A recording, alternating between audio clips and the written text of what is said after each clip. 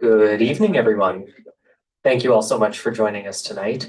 My name is Jasper Dent. I'm the event coordinator here at McNally Robinson Booksellers Saskatoon. This event is being held on Treaty 6 territory. This is the land of the Cree, Saulteaux, Dene, Dakota, Nakota, and Lakota, and homeland of the Métis.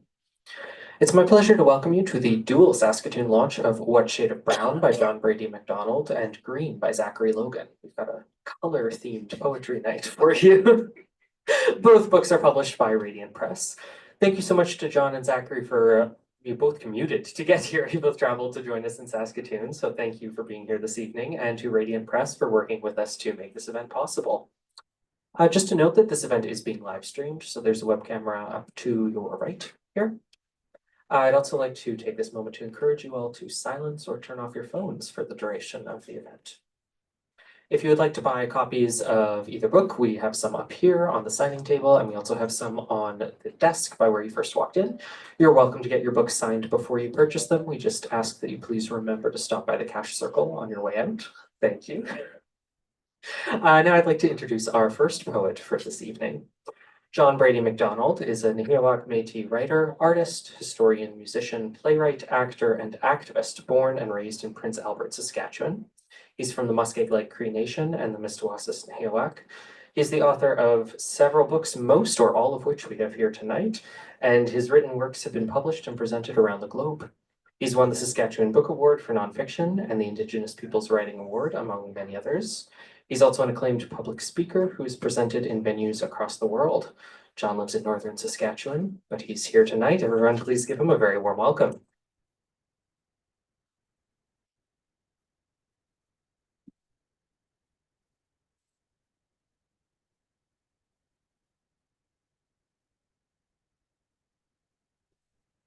Good. Can you hear me? Awesome. As a poet, it is always a pleasure to see more full seats than empty ones. And it's something that as poets, we're not used to. Before we get started, if you are going to clap, might I ask that you participate and partake in an old tradition among poets? At poetry readings, we do not applaud. It goes back to Greenwich Village in the 1950s and 60s in underground coffee houses and basements where our predecessors, the giants upon whose shoulders we stand, Kerouac, Ginsberg, when they would share their words and the crowd would applaud, the upstairs neighbors would stomp their feet and get mad. So to compromise when you appreciate what a poet has to say, we snap. And if you don't like what I have to say, you don't have to snap. I'd like to take this opportunity to thank Radiant Press for giving life to this book. This book means a great deal to me. It is something that was born out of a lot of time spent in introspective thought during the pandemic. It was a book that came from places that were at times dark, at times nostalgic. And it allowed the, Radiant Press has allowed these words to live. So, I'm not content for that.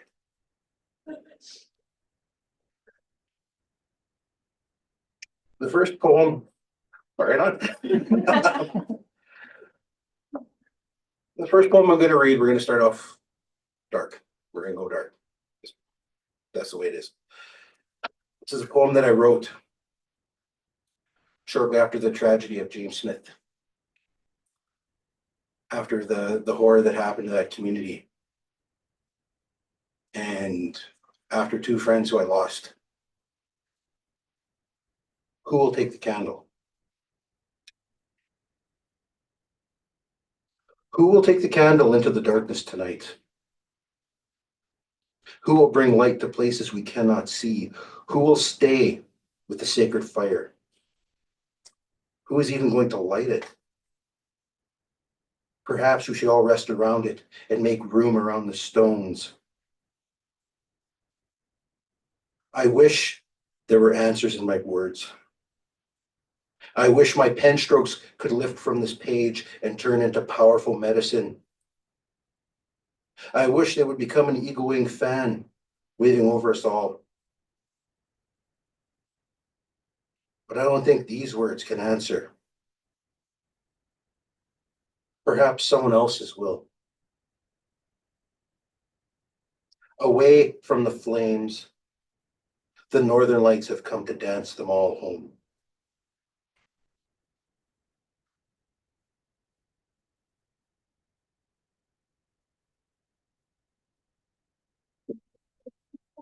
Never gets old. I love that sound.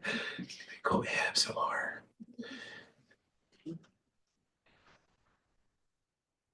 This next poem I wrote actually sitting in the bush. It was summertime, in the middle of the pandemic.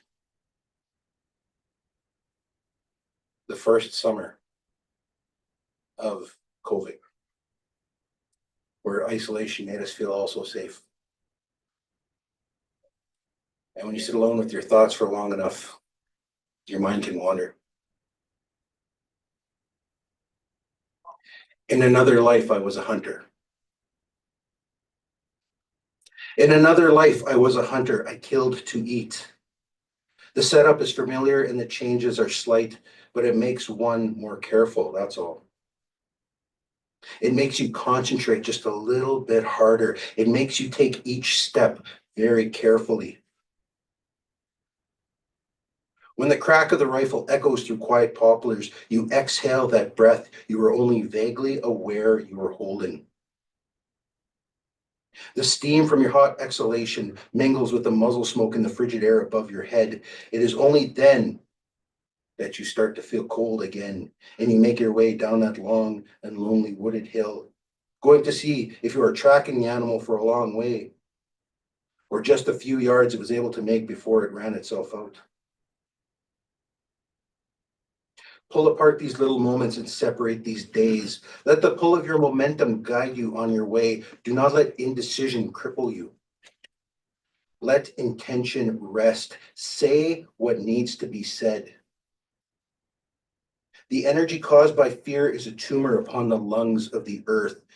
Is it truly our destiny, as what many of you still call Indians, to die and become spirit guides for white psychics and spiritualists? No, you will not colonize me in death as you did in life.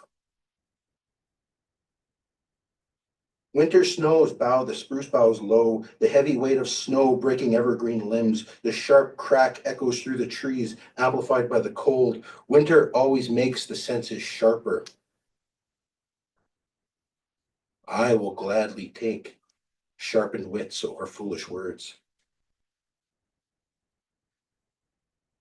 I do not belong out here, no matter what they say. I was not born into this winter. I was born into the altered climate of the city streets, where pavement and steel take the sun's heat and make the bite of cold less than amongst the trees.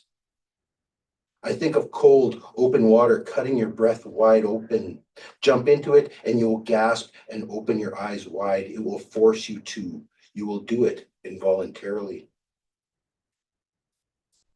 Nature has its way of opening your eyes. Once you are forced to, and she will force you, and you will be humbled whether you like it or not. It is like you are pulled apart, torn into little strips of everything, and you won't even know where to begin. You will be broken like a window pane, open to the elements, letting the snow fly in.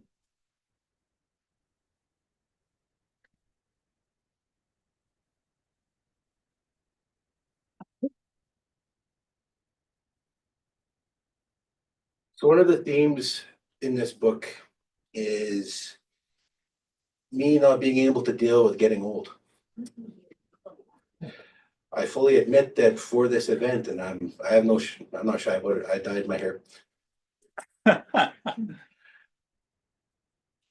I remember the young man that I was. In my mind, I'm still that young man. And a lot of the poems in this book talk about that. Memory, a noun.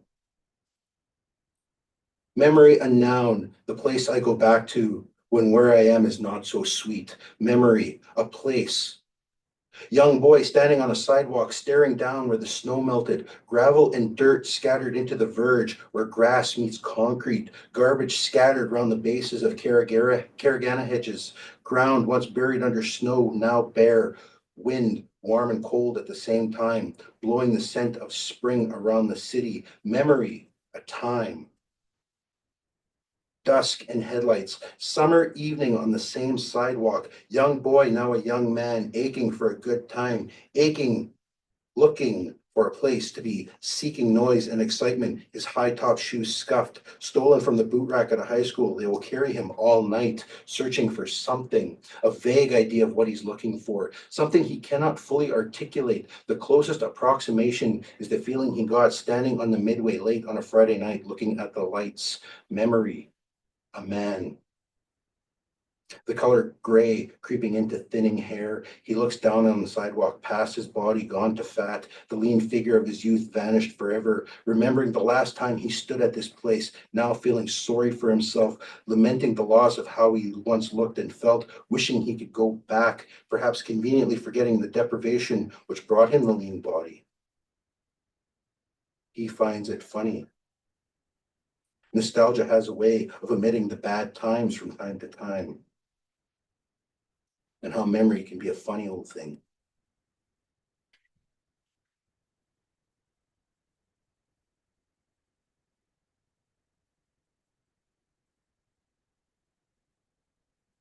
So the title poem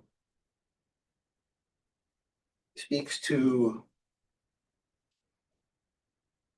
something that we as Indigenous people, particularly those of us who are light-skinned, face on a daily basis.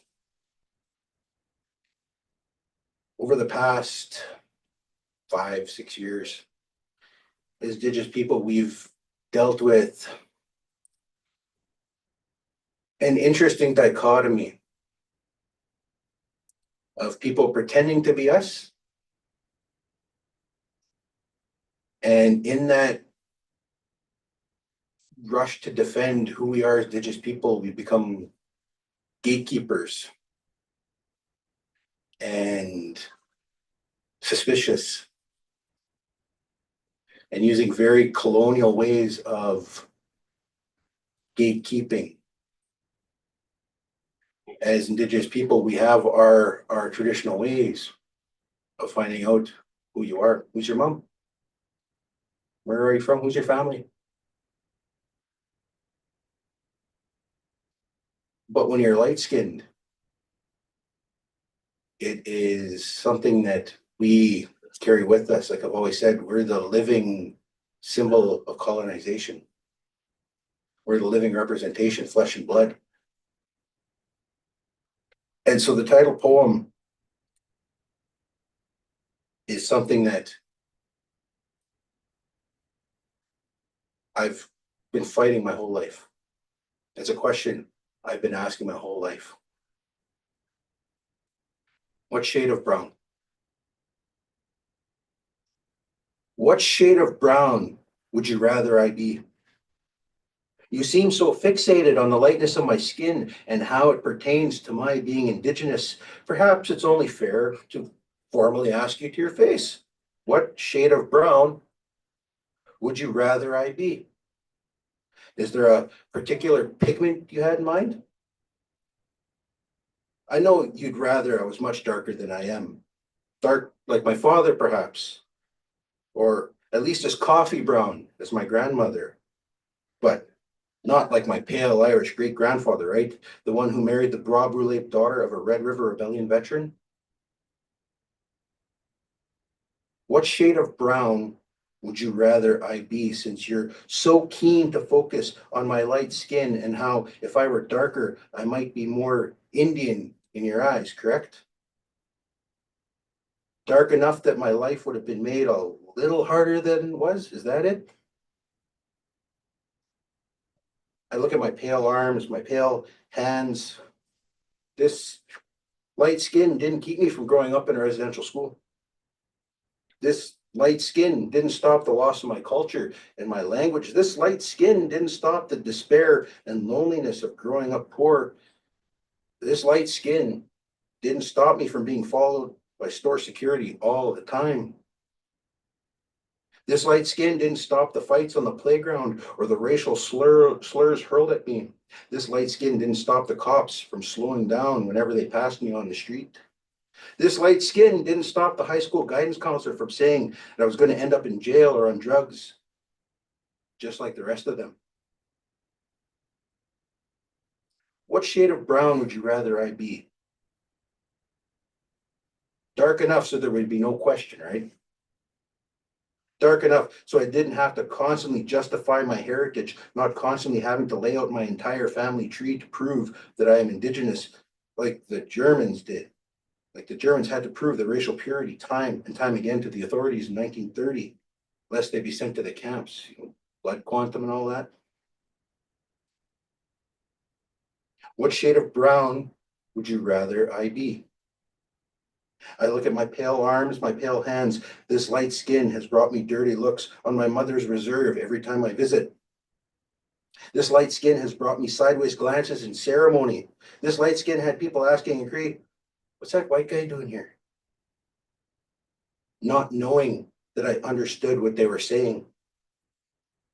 This light skin has brought the accusations of being a liar, the double takes when using my status card to get gas, not being told I'm not really Indian, being called a munyas or a wannabe.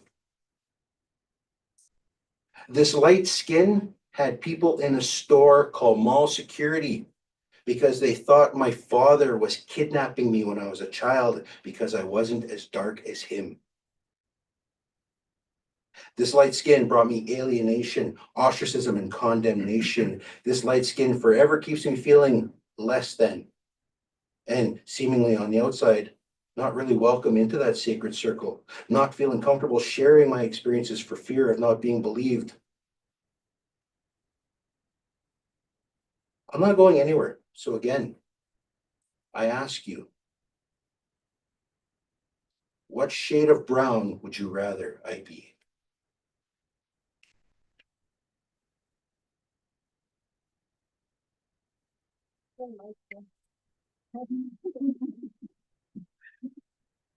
So as I mentioned in that poem, I am a residential school survivor. I grew up in the Prince Albert Indian student residence. I was in Cottage 3 and Cottage 4 from 1984 to 1989. Both my mother and father are residential school survivors. All 10 of my father's brothers and sisters went to residential school. My maternal grandmother went to residential school. My children are the first generation in 4 to have never known the inside of a residential school on that line. Several years ago, the Pope came to apologize.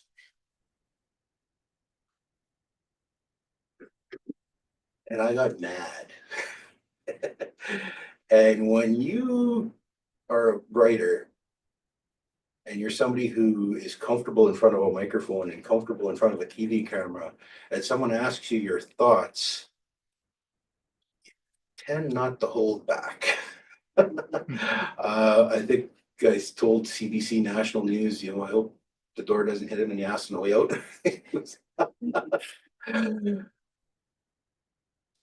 What really got me though is he paid a visit to a place in Alberta that for years was a place of pilgrimage, that had a dirt road that went to it. But for his visit, they paved the road. We have Indigenous communities in this country who have not had access to clean drinking water for decades. We have communities across this country, First Nations communities, Northern communities, that do not have all-weather roads, that are cut off from the south, where people's lives are put at risk. But this guy comes for a few days and you paved a road for him?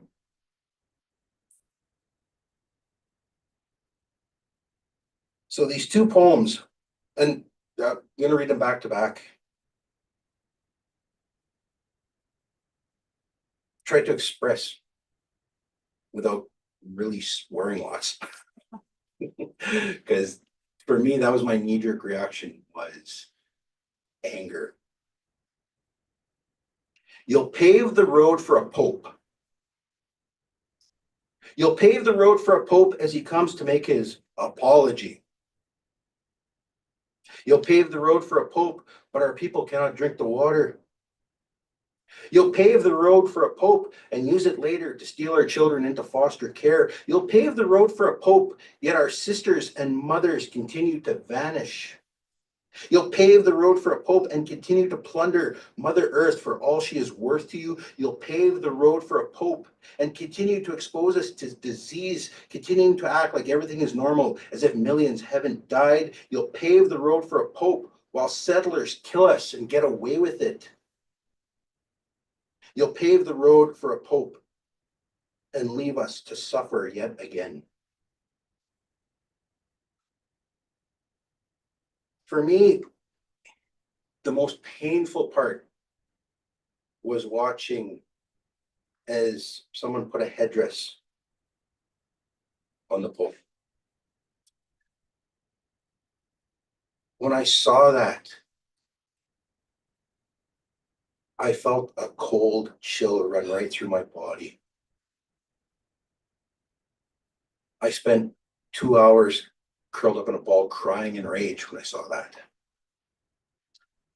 If you're not familiar with Indigenous culture, Plains Indigenous culture, when you present a headdress to someone, that's an honor bestowed for a warrior, for a leader.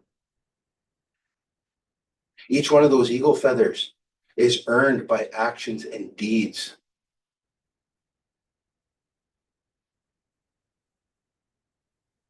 And yet you look around and they're being given away like swag. Politicians get them. Rock stars are getting them.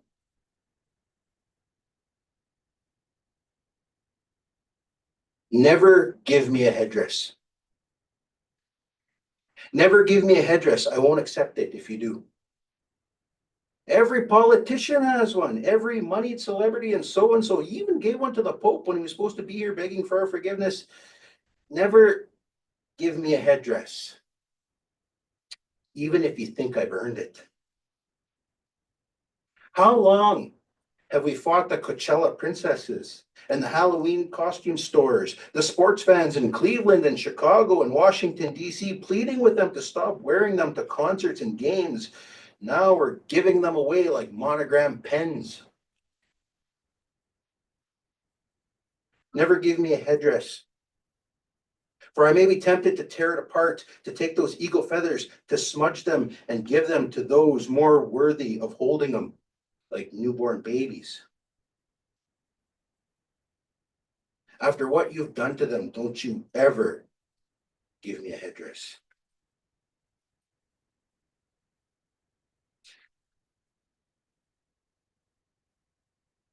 This is really hard when I have arthritis. This is my auntie. So That's why I'm cheeky. I'm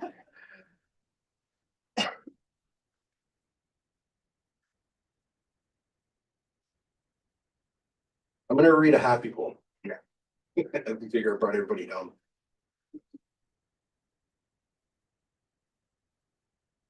There is an odd calm. There is an odd calm in writing a poem on graph paper.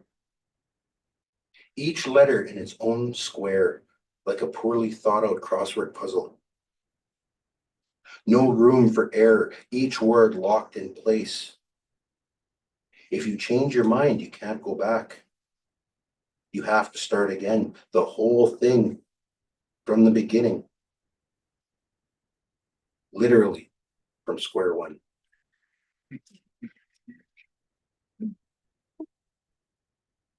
How am I doing on time?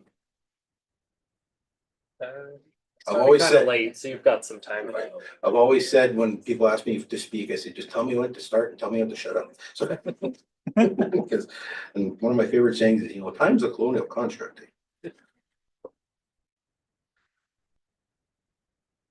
This poem goes back to that concept of me not really accepting that I'm getting older. My daughter has been recently going through old photos to make TikToks of us, her parents. And she found this picture of me when I was in my probably mid-20s. And I didn't recognize myself.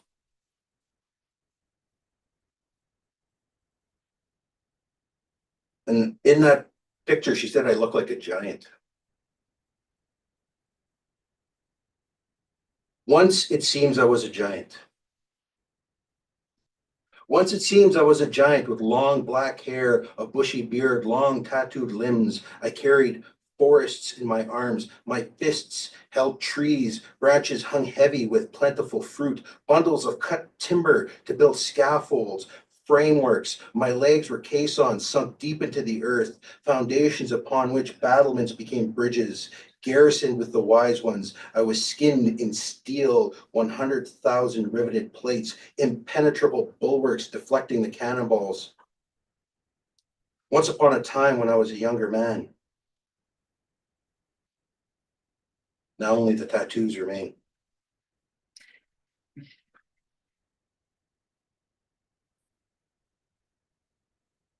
So the poem I'm going to close with is one that kind of brings everything kind of full circle to me. I grew up in Prince Albert, Saskatchewan, as mentioned. And if you've ever had a chance to travel some of the older neighborhoods in PA, there were these beautiful elms and maples that used to grow. Huge elms and maples. Two of my children attended Prince Albert Collegiate Institute, Pacey. It's this big castle-looking high school on the hill. It used to be surrounded by, as you went, the houses on either side were old character houses that had carriage walks, and they were beautiful. It was a beautiful neighborhood. And one day when I was taking them to school, I saw the city of Prince Albert groundskeeping trucks. I went, oh boy. When I came back that afternoon, an entire street had their elms cut down.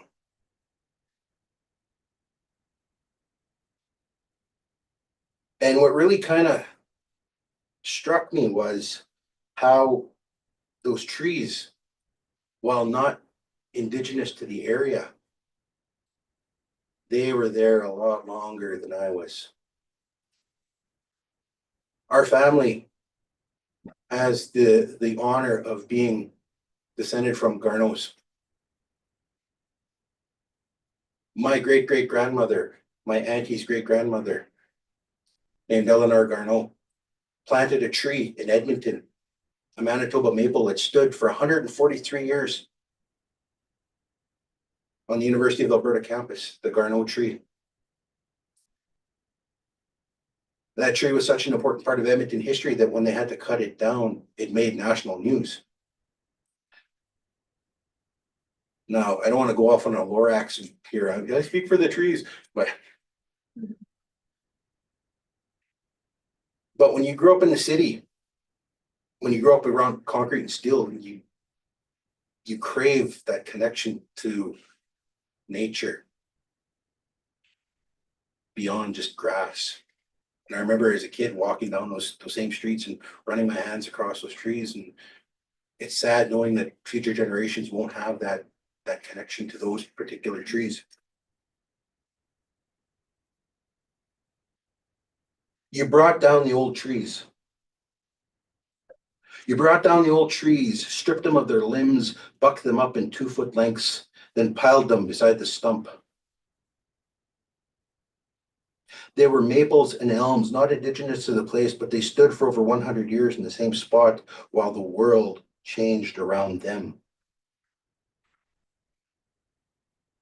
There's very little sawdust on the ground. It's surprising, as it was a big tree. The cement around the stump is clean. My Métis great-great-grandparents planted a tree once after they left Red River and Riel. A Manitoba maple called Les Arabes in Michif. It stood for 143 years before they cut it down too. But at least it had a ceremony, a funeral of sorts. I bet the exhaust of the chainsaw hung in the air for a while. Along with the loud scream of the 2-stroke engines, the smell probably mingled with the sweet smell of the cut tree.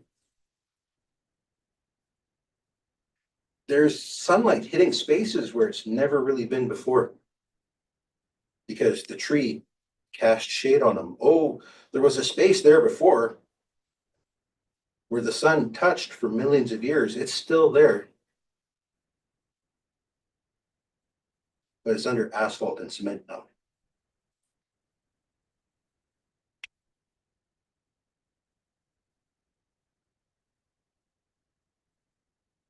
I want to thank you for coming out tonight, for listening to me ramble on. And I'd like to take this opportunity once again to thank Radiant Press for creating this beautiful book. Today is actually the first time I've ever physically held a copy of it, so I'm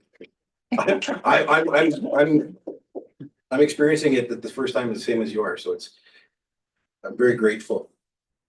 I'm very humble. In Ânskohk exit.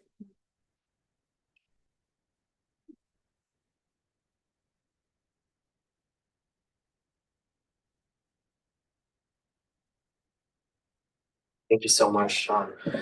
All right, I'd like to introduce our next poet. Zachary Logan is a queer Canadian settler poet and artist whose artwork has been exhibited throughout North America, Europe, and Asia.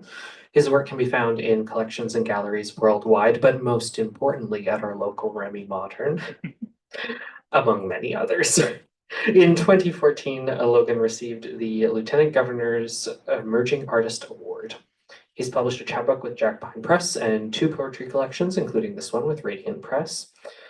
Zachary lives in Regina, Saskatchewan, so also traveled to be here tonight. Everyone, please give him a very warm welcome.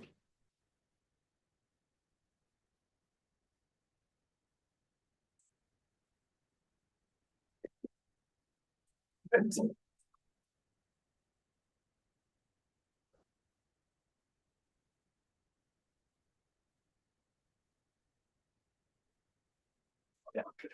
No, I think that's good. Hi, everyone. Thank you, everyone, for being here tonight. It's an honor to read with you, John, as it was the first time we read together a couple of years ago. And thank you, Radiant Press, for everything. I'm going to just talk very briefly about the construction of this book, which is a collection of essays, of poems, and of sketches. I carried a sketchbook with me for nearly 6 years. I found it in Venice. And at a certain point, as I was writing the collection of words, I realized that the images and the words were inexplicably linked. And so I decided to approach Radiant Press to see if they would help me create this crazy object, which is green. I am going to actually read the preface of the book because it really does surmise well, I think, the whole collection. And I will just, it's long-ish, so I'll read less poems, but again, just nudge me when I need to stop, if that's the case. Preface in forest green, a spell made of thingness. The thingness of a book, its tangible aesthetic qualities interest me greatly, maybe too much. I note the weight of any new book, the font, the cover, its smell. I see books structured like lives, a beginning, a middle, and an end, orienting us to our limitations, but also to our potential. These idiosyncrasies have guided my care for the overall outcome of this collection. I love paper, how it feels, folds, and tears. It has a sensuality all its own. I love how it absorbs material, how other mediums sit on its surface, altering its purpose. The forest green words you are reading, they cast a spell on the page, rendering it now and always to be read, at least by you. These things called words choreograph in two-dimensional formations that dance in tension across the page. Each letter is a separate sound gesture in a text that weaves movement on a fixed surface for you, the reader. If focus is lost, movement deflates or reforms, shifts or stops in its tracks. Disinterest may result, or rapt attention, because you, the reader, are as important to this process as I am. Our brains end up in a sway, a frolic, or a pursuit. I've commenced this book with a preface, but it's you who remains after hours, or abandons reading it altogether. I don't just love paper, I love writing. All this makes sense since I also love drawing, and these endeavors have obvious parallels. Drawing, while its own conjuration, requires a very similar interchange to writing that also takes place on paper. And like writing, it is a two-dimensional means for expression that has the potential to give rise to new thinking. This interchange between artist and viewer, or writer and reader, is by nature a collaboration of time and space and bodies. Due in part to the labors of line, marks, and words on paper, I have been fortunate enough to have made a life with my husband, Ned. I've never lived anywhere other than Saskatchewan, but I often travel while doing what I cherish. Visiting new places inspires, bemuses, seems to split my brain in two, contemplating home while abroad. Thinking in two spaces simultaneously, I draw a Rhodopa's mountain thistle and place it deep within a Saskatchewan ditch thicket. Mind you, this divided consciousness is not nearly as dramatic or involuntary as the one Bulgarian painter Zlatko Boyajiv experienced. His first style of painting garnered him the prestigious title Bulgarian Bruegel, after the Flemish master Peter Bruegel. At 51, he suffered a stroke, but through his tenacity, he managed to offer the world a second mastery of paint. His left hand divined a wholly new visual language. For the sake of comparison, his second period is a mix of post-impressionist with expressionist tendency, a vastly different style from his earlier realism, but with equal poignancy. Most examples of his masterpieces in both styles can be found between Sofia and Plovdiv, and scattered elsewhere in that beautiful country. I came to know Boyajiv's work in 2022 as a result of two miraculous things. One, the internet, and two, airplanes. I use the general noun things because the aforementioned are so accessible and ubiquitous to us all today. Both air travel and computers reveal physical time and space as ribbons folding and reforming around an object of destination. They speed up the world while it remains on the same clock. A recipient of this dynamic offering, I was initially invited by email to exhibit my work in Sofia, as is often how it works. Images of my things, that word again, my art objects stretch across the globe in tiny but fluent passageways through the internet. Sometimes people see a connection and a reason to engage with my artworks, and I get to go places like Bulgaria, a place I never imagined I would visit, to expand a conversation born in time travel, airplanes. As Boyajiv might attest, human bodies are malleable, adaptive, if also rather predictable. I'm often mesmerized by the world of plant bodies, and I see a similar, although much more impressive, adaptability in their physical manifestation, their immeasurably slower way of existence. They range from the flexile meadowweed's life cycle of 3 months to the hulking ringed redwoods 1,500 years wide. Each is robustly formed to measure the world of air, wind, and yes, fire. I am reminded of a recent trauma to a houseplant who suffered my clumsy shoulder and as a result, a detached limb. I placed the branch in a jar of water. In a week, a sea change occurred. with the severed branch becoming itself a wholly different being. It had adapted to the sun by turning in precisely the direction it needed to thrive in all its botanic majesty. Although it did not do this for me, I appreciate its magic all the same. My weak comparison, a torn meniscus, whose tattered seaweed form floated in my leg, like fish tank rot, until healed with a miraculous touch of surgery and following its own necessary timeline. My interest in the botanical world may be in part related to my identification of self with what is human and to our complete interconnection with landscape. Our wholeness as humans depends on everything around us. What we do to fellow human and non-human bodies, we inflict on ourselves, and so our cultivations are often catastrophic in geographic terms. As of late, in my visual efforts to describe humans as land, I've been thinking about the sky, the air, and wind too, often overlooked dimensions of the landscape. The sky isn't regularly green, but once I did see it almost emerald in hue. It was in downtown Saskatoon, the result of a tornado forming directly overhead. Although the northern tip of the North American Tornado Alley, I have not since seen such a spectacularly terrifying sky. The twister's middle was much deeper, a darker green than the ink of these words. A swirling leviathan robed in Dorothy's dress. I strained my neck to take in as much of it as I could. It felt hallucinatory, accompanied by a deep silence that was wholly out of place for the type of power it was churning. My feet for a moment felt loose of gravity's grip. I felt as close to obliteration as I've ever felt.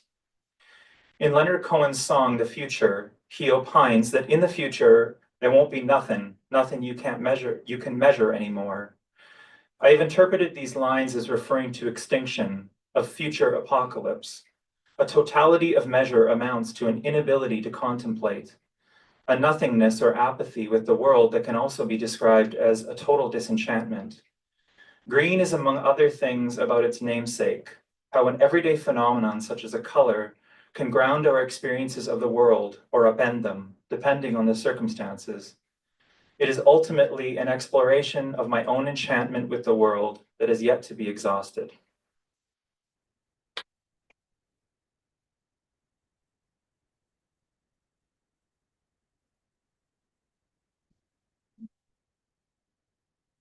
The beanstalk. I assign all my greens meaning, a private phenomenology complicated by memories, chemicals, emotions, experiences, and accounts. Said to those of others, the business of comparison consolidates an ever-widening chasm. That spiny, excessive library of human multitude crawls further up the beanstalk in search of a monolith, a never-ending squeeze-crunch compendium of cataloging and categorizing, an extinction event followed by a big freeze. This ends up impersonal at best. It can't compare to my 7-year-old self, awoken to the world around me, sat deep in electric prairie grass, a giant surveying the verdant treetops for bones to chew.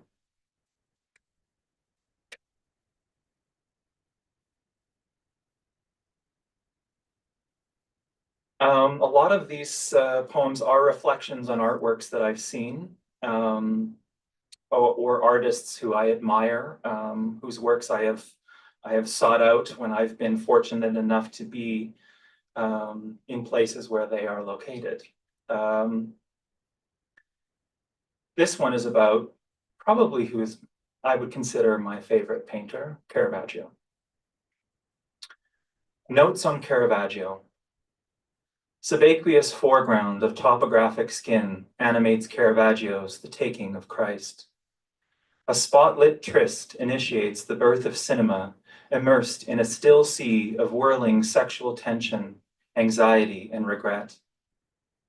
Mythos fused to brainstem, forged with a magnesium torch.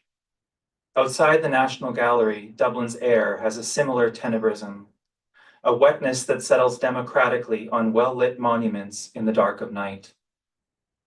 Caravaggio never made preparatory studies of models himself or the basket of Lombard fruit.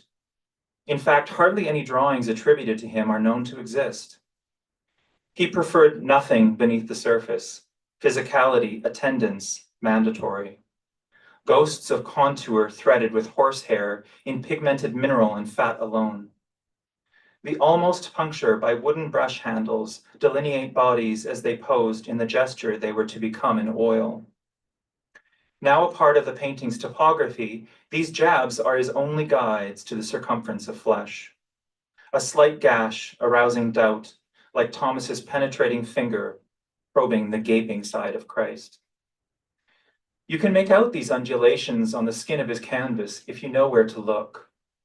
No seeing a Caravaggio, too dynamic for passivity. And like anything worth absorbing, they expose you to ruptures. Evacuate, transfix, and reanimate voids you never knew needed it. In the quiet of Milan's Ambrosian Library, a second birth, the still life. A fitting epithet for the painting that bears its origin, with its ability to catalog an encapsulation of time and freedom from it. This image, for all its uncanny mutations, its concave bores and collapsing bimorphs, isn't just any basket of fruit. Its Chronos abdomen split open to the leak of children, fruit of the loin undigested to the opulence of human emotion, a visual reminder that time is your ticket to the ball, and like skin or a gown to dress it, grants only a sense of what lies beneath. His Baroque revolution began in this basket, spilling forth the papal hypocrisy of center stage beheadings, deathbed deceits, card shark trickery, and the fountains of blood they spew. Conjuring to crisp Catholic life his own criminality with demigods, decapitated self-portraits, filthy-footed mourners, and well-known courtesans. Escaping a hot Roman day to the womb shuffles of San Luigi Chapel, a single euro illuminates the moment of pretense before dream-induced assassination, while on the island of Malta, using a similar trope, recognize the difference 8 years makes. The act of murder is already exacted in all its gory horizontal dread. It has become afterthought. Caravaggio suffered multiple deaths, walking on a Maltese beach, in Porto Ercole, and perhaps in Rome scouring for vision beyond his sunstroke, syphilis, and the price on his head. All of this 16th century Gothic set the stage for a concealment of melancholy and devotion the world was not ready to reclaim until the 19th century. For 300 years, the burn of his gaze dimmed in dank, blanketed attics and the decorous cobble of Roman dilapidation. He left his signature only once, scrolled in the blood of John the Baptist, as it gushes towards viewers' feet.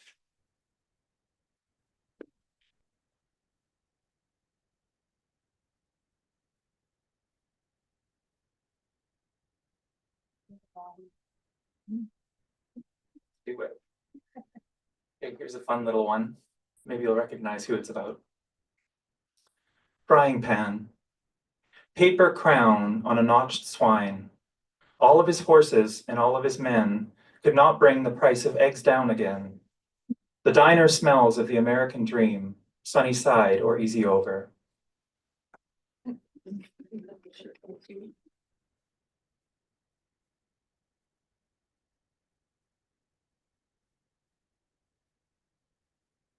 The body does not need language. The body does not need language. It craves it like salt and sugar.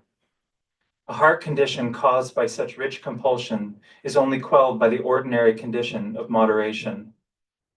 Mother, like so many flowers, the body grows out of earth. It forgets these origins because it wants to become the sun, to bloom words from its mouth and pollinate its own planet. This is because the body can't always differentiate between the calcifying heat of the sun and the comforting womb it grew from. Winter is the body's only savior from this strange case of mistaken identity. In its bald mouth, the branches and remaining seedlings hum a crisp lament that is understood by all in its wake, an arithmetic commiseration of one temporal being to another.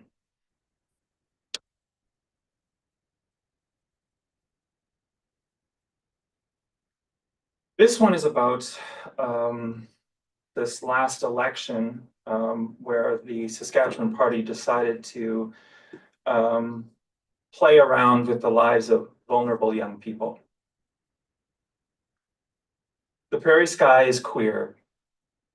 I'm not sure how, I just know. Maybe it's the way the tall grass caresses the sky's chin when I lay in the fields and can taste the slight sour of dry dirt in my lungs, or the milky swirls of cloud that form, cutting through fluorescent orange and pink light late in the day. There are those who don't want you to know it, but if you are from these parts, lie down in your backyard grass, in a gravel pit, or a ditch and look upwards. It will tell you in one way or another.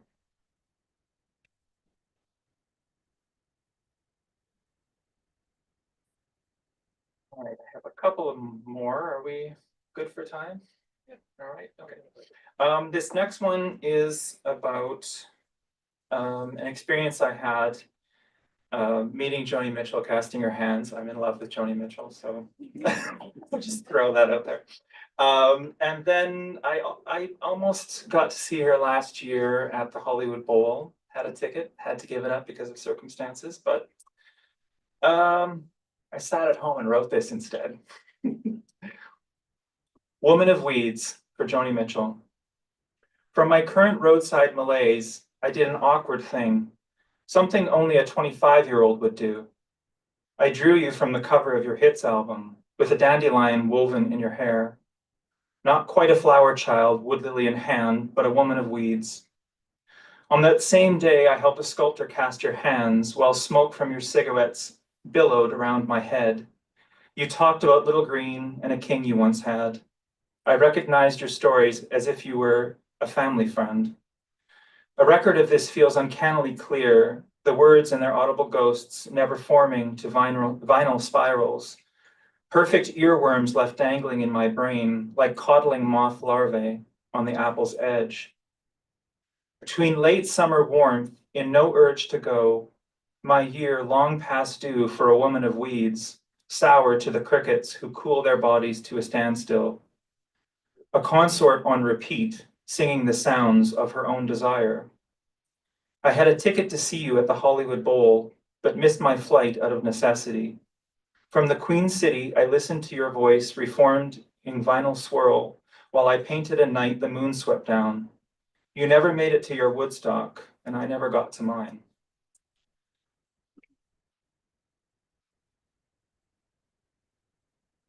Two more for you.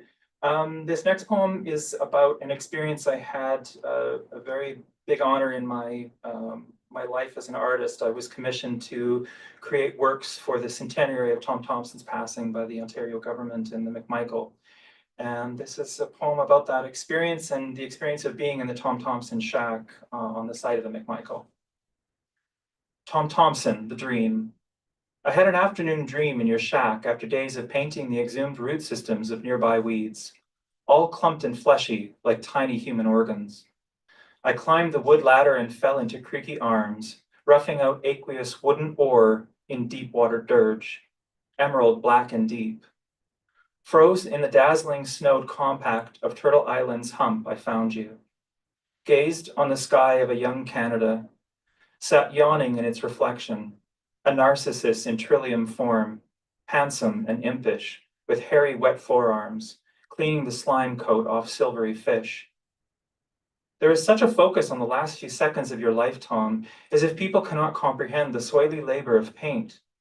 I want to know the seconds that make up the hours in front of Jack Pine, the west wind, your roadside sketches of wildflowers, all of their inner and outer embodiments. Not so much the tangle of fishing line caught in your pant leg or soft lake sediment in your lungs. Endless theories make up our current moment. Find you caught there too, wading in Canoe Lake. So many dampened facts don't live up to the saturation of oily wet brushes stroking the surface of your eye onto wood and fabric. I caught you smiling, then woke with a migraine aura resting on the decreasing pressure of a heavy late-day rainstorm. I forgot your face almost instantly, but I have such a strong knowledge of your hands.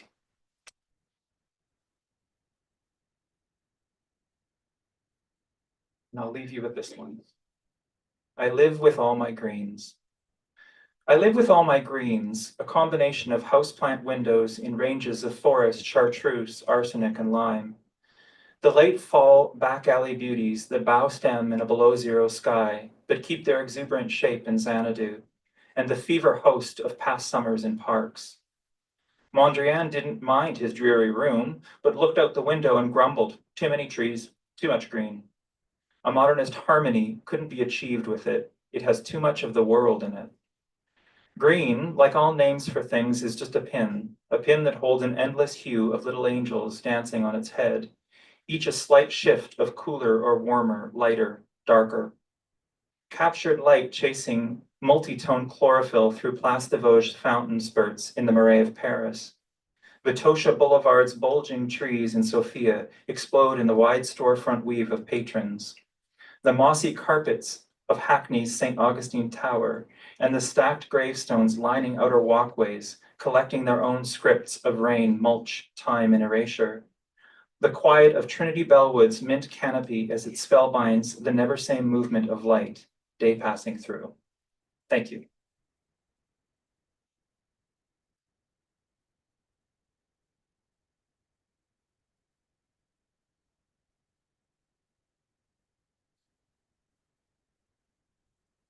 Yeah, this is the... Sure. Okay. Do you want us up Yeah, there or? Should we be? Possibly up here with the microphone. Okay, so now you know what, I'm just gonna move this.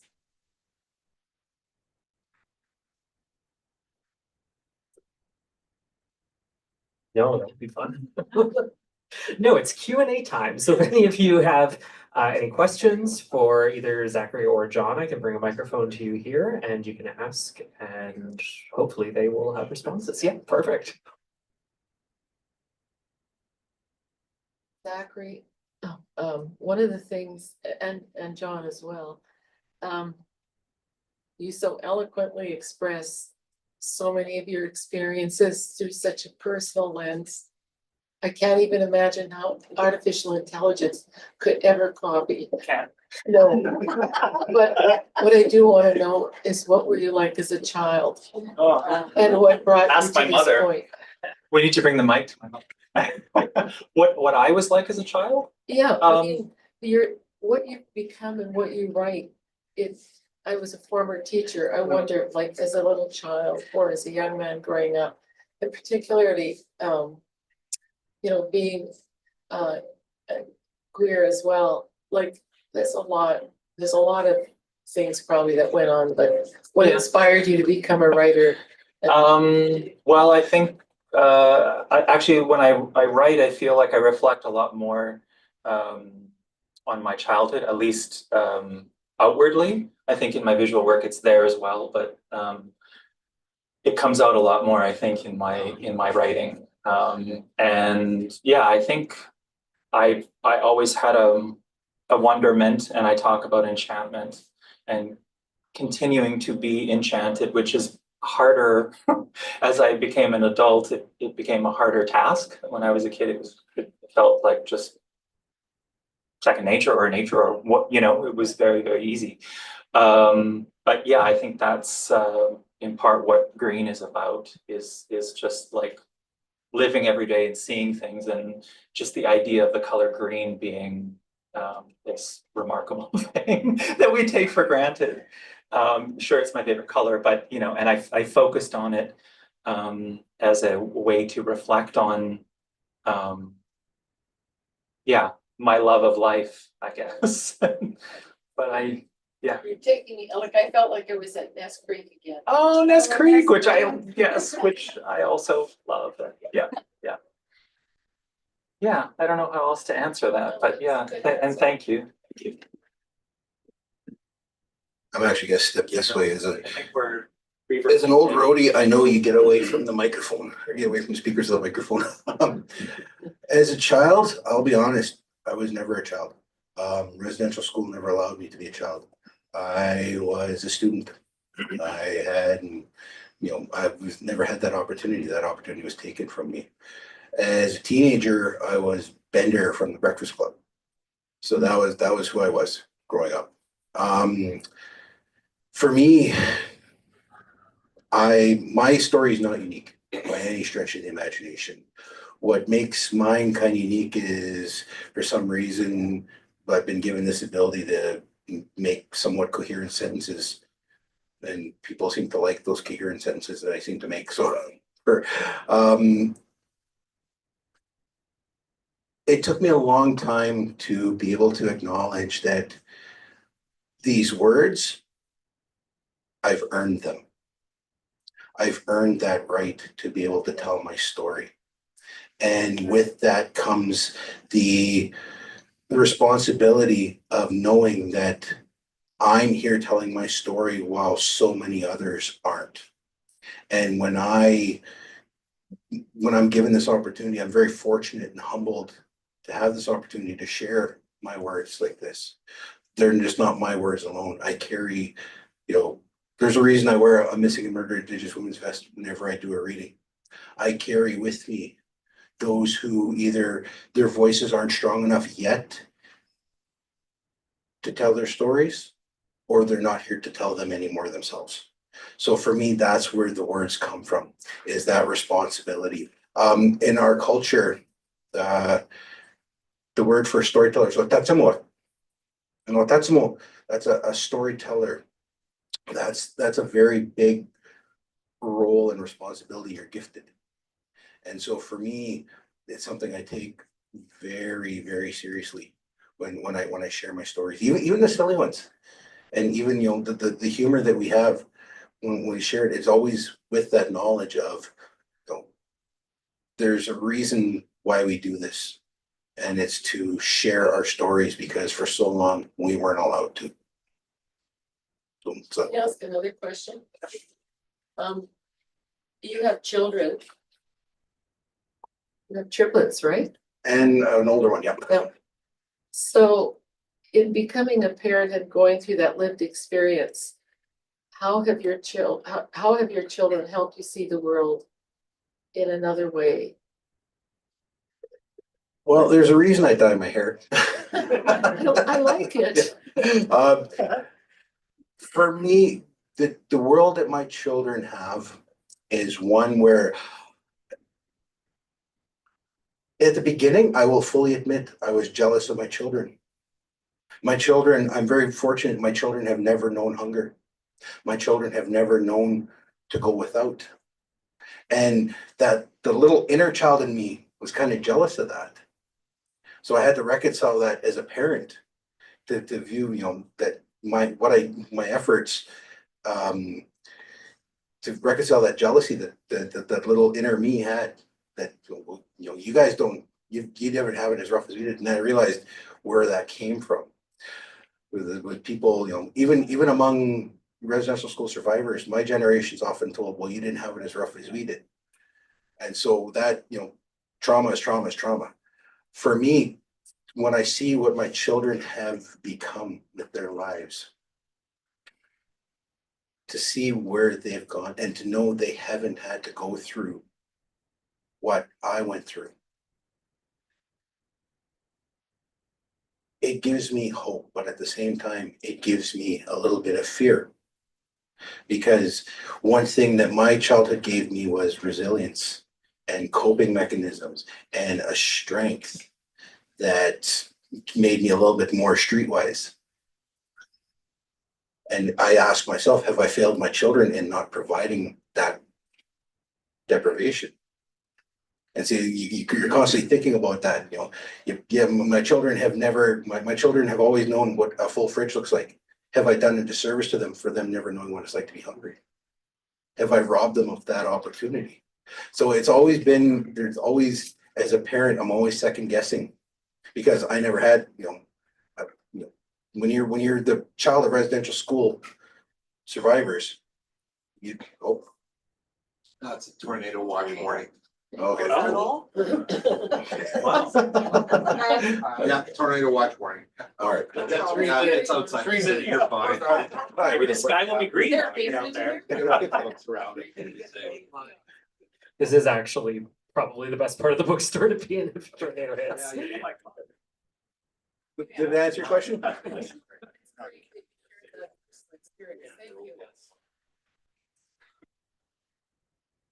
you. Thank you, John and Zachary. It was such a pleasure to hear you both talk. I have a question for Zachary. Specifically as a former classmate of Zach's. I have a question about the art aspect of the book, which I think is a really brilliant idea to sort of copy a facsimile of the sketchbook in the book. I Very think that's meta. really great. Yeah, like a little artist book inside. I was curious about the sketchbook though, specifically, how planned out was the sketchbook? Did you have an idea of doing something or just came about naturally? No, it was like, it just was, you know, it struck me at some point that I don't have a sketchbook practice in this, in the sense that, even though in my visual work, the drawing is the anchor of my practice, but when I go to make something, whether it's, you know, painting, ceramic, drawing, whatever, I don't sketch it out or draw it first. I just sort of jump into whatever material I'm using. And a lot of people do have sketchbook practices who draw and do use other processes, but it just struck me as strange because it is the sort of anchor of my practice is drawing, and I don't. And so I just decided that I wanted to carry around a sketchbook and use it similarly, I think, to the way that I write, which is very diaristically, in the moment, sort of recalling, and just draw plein air. So all of that was one of the stipulations of the sketchbook. It's all completely plein air wherever it is that I am. So it's a travelogue, but it's also at home. There are as many drawings from Saskatchewan in the book as there are from abroad. But really that was the only thing. It was going to be all in green. And then as I was writing what became the text of the book, I realized that they were linked. But it wasn't like intentional. It just sort of happened. And then I brought this idea to Radiant and I thought they were going to flat out say no. And they were like, yeah, let's do this. Just because it was a bit of a production because color and everything. And it had to be printed in full, sorry, I don't know all the technical, four tone. Yeah, to get all of the different shades of green, which was really important to me. And then of course the idea to also have the text be in green as well. So it becomes a bit of an object to, like the thingness of the book is really important. The words obviously are important, but yeah, and that sort of linked it back to the sketchbook as well, which I definitely wanted in the center of the book, just reproduced in its entirety. That was always my idea. Once I realized they were so interwoven, that was, yeah. So I hope that answers. Yes, thank you. Can I also ask you, in the poem about Caravaggio? Yes. You said you saw the works in person. Just can you Yes. remind us where that was exactly? Where did you see Many them? places. So the poem and a lot of the poems that I write about visual art are just sort of they're diaristic. They are just like flashes of remembering the paintings often, or thinking about the artist. But this one was sort of like it became an essay and a bit of a love poem to Italy itself. And so yes, I had traveled around in part with Mom, and just having the opportunity of being fortunate enough to be there several times for exhibitions and sought them out because Caravaggio was a painter that I needed to see in person. And growing up here in Saskatchewan, there's a lot of great art and a lot of great artists, but the work that I was interested in my undergrad and in my master's, as you know, we went through together, I'd never seen any of them in person. So the first time I saw the paintings that I had, initially was researching, which were these neoclassical paintings that are just like enormous in scale. It was a gut punch. So yeah, being in front of the actual physical artwork, it's a physical thing. And I know we're sort of like, we forget about that because we're always scrolling and we're looking at images of an art object, but we're not actually seeing that art object. We're just getting a reminder to like, maybe see it someday. So anyway, I could go on a tirade about, but I won't. Thanks, Joseph. Thank you. So I think in interest of making sure everyone can get their books signed, I think we should probably move into the signing portion here. I'm sure there will be time for some more questions in the line there. But yeah, thank you everyone for coming out tonight. Thank you again to John and Zachary, and thank you to Radiant Press. I can take that there. All right, have a great evening, everyone. Don't get swept away by a tornado.